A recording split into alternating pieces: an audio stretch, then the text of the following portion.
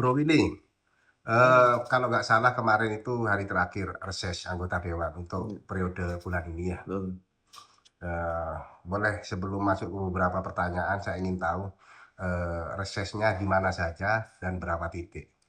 Ya paling enggak oh, kalau untuk reses pasti 12 titik ya, karena Ya, setiap dewan harus di 12 titik dan itu tersebar Mas. Pokoknya Dapil 3 tersebar semua setiap kecamatan kita masuk. heeh. Jadi ada di Bulak, di pokoknya semua kecamatan yang ada di Dapil 3 kita ada semua. Iya. Ya, dokter, selama lakukan reses itu kira-kira isu yang paling menarik atau paling menonjol yang datang dari masyarakat itu apa? Sebenarnya banyak macam-macam ya Mas, jadi karena tiap daerah, tiap wilayah, tiap titik itu beda-beda kebutuhannya. Salah satu contoh ada tempat yang memang banyak lansianya ternyata dan mereka ini kebanyakan ngekos. Nah Oh, ini kan juga ada masalah lagi, eh, masalah yang cukup menarik oh, karena mereka nggak mau ikut anaknya tapi mau tinggal sendiri, tapi mereka akhirnya ngekos dan biaya kosnya cuma lumayan untuk mereka. hmm, Itu pertama. Yang kedua biasanya banyak tanya soal BPJS. hmm, BPJS karena kebijakannya ini kan berubah soal rujukan, kemudian soal yang penyakit yang tidak ditanggung di rumah sakit, jadi harus di puskesmas itu juga ada. Dan yang paling menarik menurut saya juga ada tempat yang pingin wirawiri masuk. hmm. Karena selama ini fitur wirawiri kan sudah terbentuk dan sudah mulai dikenal masyarakat. Ada beberapa wilayah yang minta supaya perkampungannya itu dimasuki wirawiri. Gitu.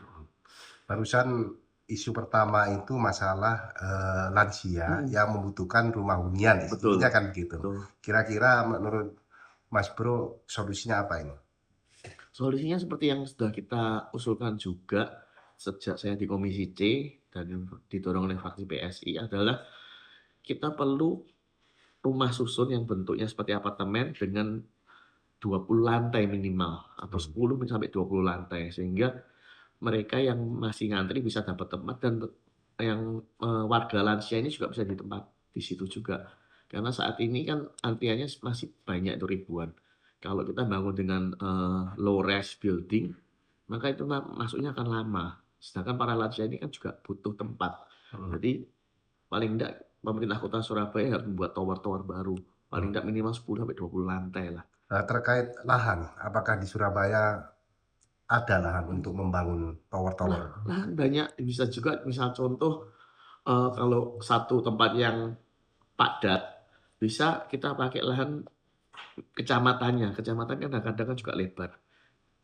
Itu juga bisa dibuat tower di itu nanti kantor kecamatannya di lantai paling bawah. Jadi satu terintegrasi gitu. Jadi kita memanfaatkan aset Pemkot yang kosong dan aset Pemkot yang sudah ada itu nanti diintegrasikan. Contoh kalau tidak ada lagi pasar juga bisa.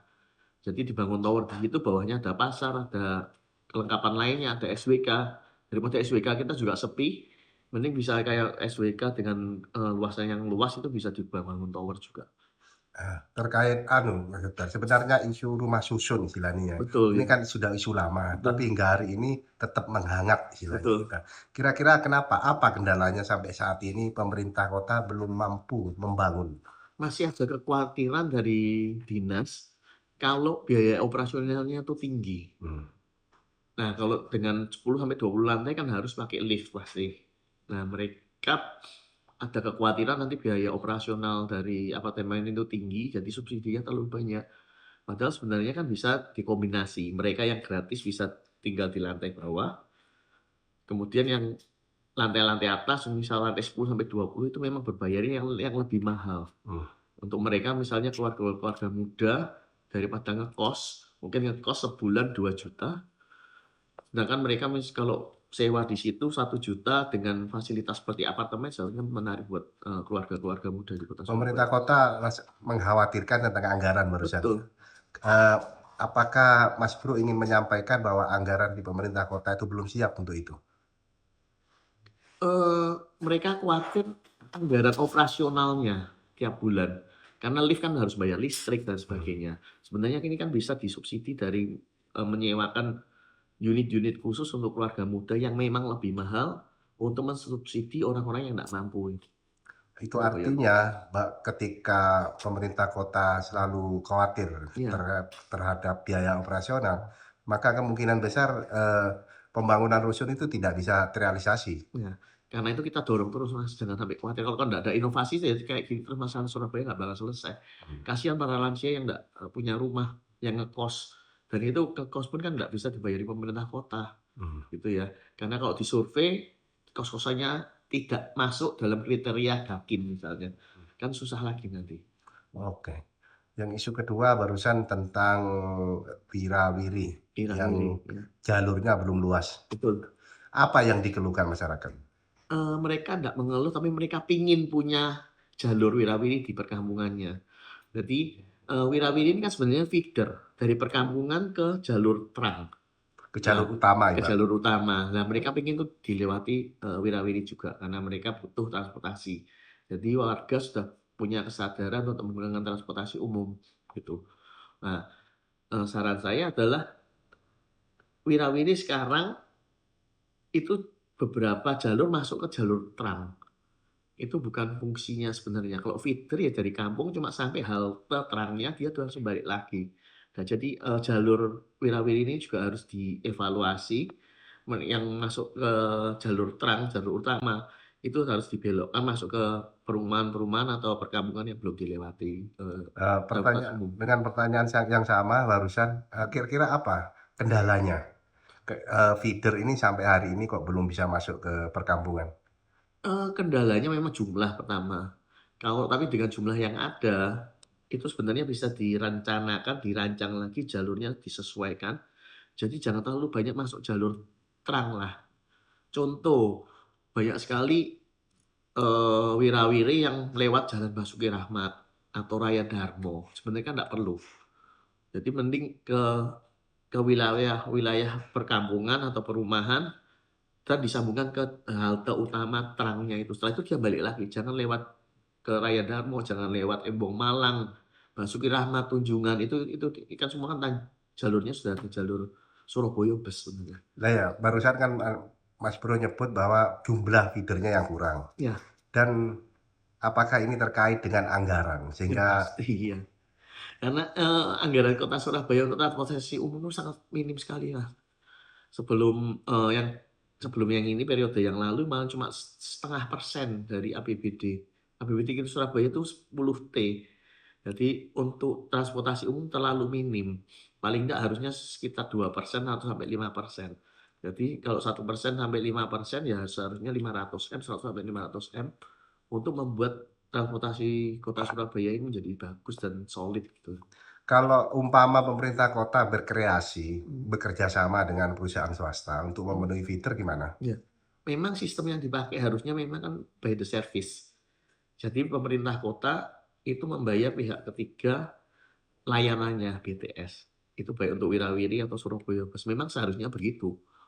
Jadi operatornya adalah swasta, kita bayar swastanya itu rupiah per kilometer. Jadi nggak perlu nunggu atau menghitung jumlah penumpang yang naik bayarnya, tapi kendaraan itu berjalan 1 kilometer dibayar berapa ribu rupiah gitu ya. Jadi memang harusnya memang sistemnya begitu.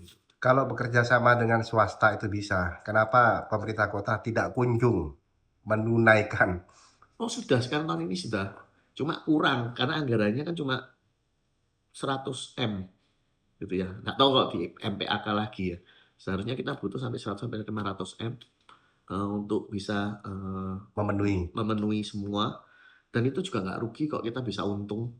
Karena kan transportasi kan dengan jumlah penumpang yang semakin banyak sekarang itu paling nggak bisa BEP lah itu. Dan kita perlu mungkin kalau pemerintah kota merasa keberat ya harus membuat BUMD khusus transportasi. Yang terakhir ini isu ketiga tentang BPJS. Apa yang dikeluhkan masyarakat tentang BPJS itu kebanyakan keluhannya karena informasi ke mereka belum sampai ya.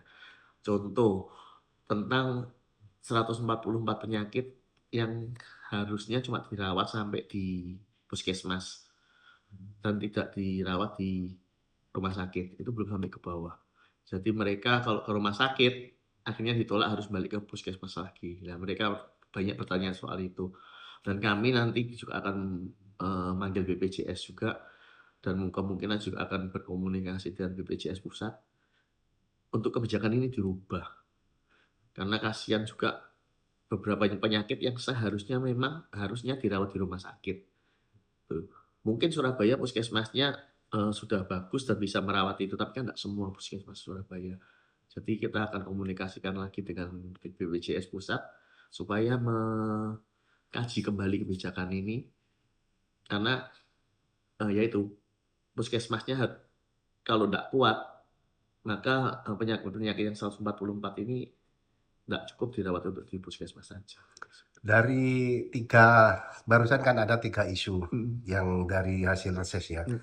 Apa langkah konkret Mas Bro sebagai anggota dewan untuk menindaklanjuti keluhan masyarakat ya?